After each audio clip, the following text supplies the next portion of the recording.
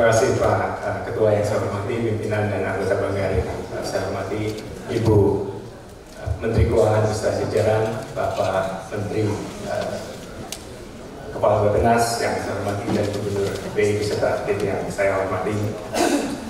Pertama mungkin pendalaman saya lebih mengarah kepada Kementerian Keuangan. Saya tadi setuju sama senior saya Pak Dolfi bahwa sebagaimana yang tadi Ibu sampaikan di rapat paripurna, kita membahas camp PPKF ini pada masa transisi, dan penting untuk kita memberikan ruang kepada pemerintahan selanjutnya untuk mengatur perencanaan anggaran ke depan.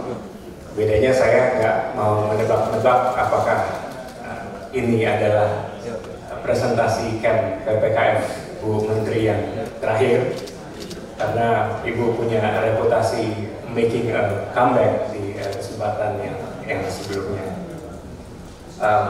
Tadi disampaikan Bu Menteri oleh Pak Ketua sebelum rapat kita dimulai, masih banyak masyarakat yang hidupnya kesusahan. Tadi saya ingat beliau juga mengutip banyak generasi muda, terutama Gen Z tadi kalau kata Pak Ketua Banggar, yang hidup saat ini tanpa menerima kualitas pendidikan yang layak atau menerima latihan untuk menempuh hidupnya di masa depan. Nah, ini keresahan yang kami selalu terima setiap kali kami berkunjung ke daerah-daerah Bu Menteri. Apakah itu dalam kunjungan reses ataupun dalam kesempatan lain, banyak masyarakat yang mengatakan bahwa rasanya mereka masih jauh dari top of mind-nya Bu Menteri ataupun dari pemerintah. Tentu kami di sini melakukan tugas kami.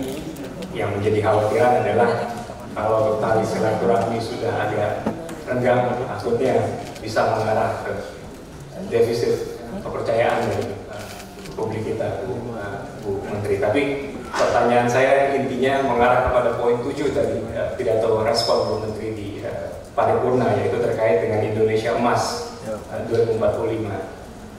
Kalau Ibu perhatikan pandangan dari fraksi Partai Demokrat di minggu lalu, kami menyampaikan bagaimana camp PPKF 2025 ini harus bisa menjadi jembatan untuk merealisasikan visi Indonesia Emas 2045,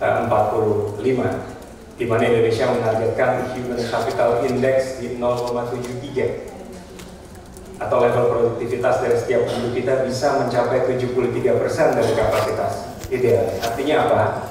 Artinya perlu lompatan yang signifikan, baik dalam peningkatan kualitas pendidikan yang diterima oleh anak-anak kita, ataupun kesejahteraan guru yang menjadi masalah selama ini. Dan saya yakin Ibu Menteri mengikuti perkembangan akhir-akhir ini, di mana banyak generasi muda di Indonesia yang menjerit.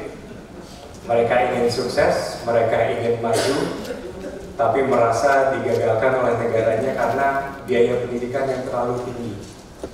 Nah, banyak inovasi yang sudah disampaikan kepada kami di DPR ataupun saya yakin kepada pemerintah, tapi saya ingin fokus kepada pokok permasalahannya, yaitu politik anggaran atau konfigurasi anggaran terkait dengan sistem pendidikan kita ke depan yang diamanatkan oleh undang-undang sebesar 20% dari APBN. Tapi banyak yang beranggapan justru ini tidak efektif atau tidak optimal dalam implementasinya, karena anggaran ini terkesan diecer-ecer ke seluruh kementerian ataupun lembaga.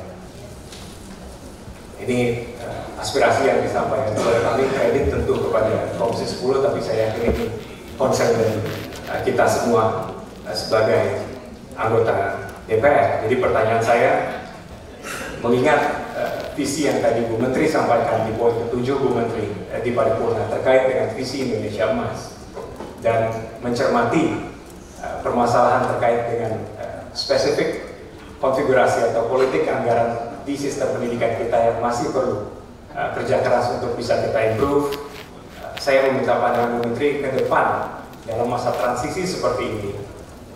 Apakah sistem perencanaan anggaran pendidikan ini akan terus berjalan seperti ini saja, business as usual, atau akan ada perubahan yang harus kita bisa buat untuk memastikan bagaimana baik KMPPKF atau era APBN tahun depan bisa menjadi jembatan menuju visi Indonesia Emas 2045. Terima kasih Bu Menteri, Pak Ketua, thank you.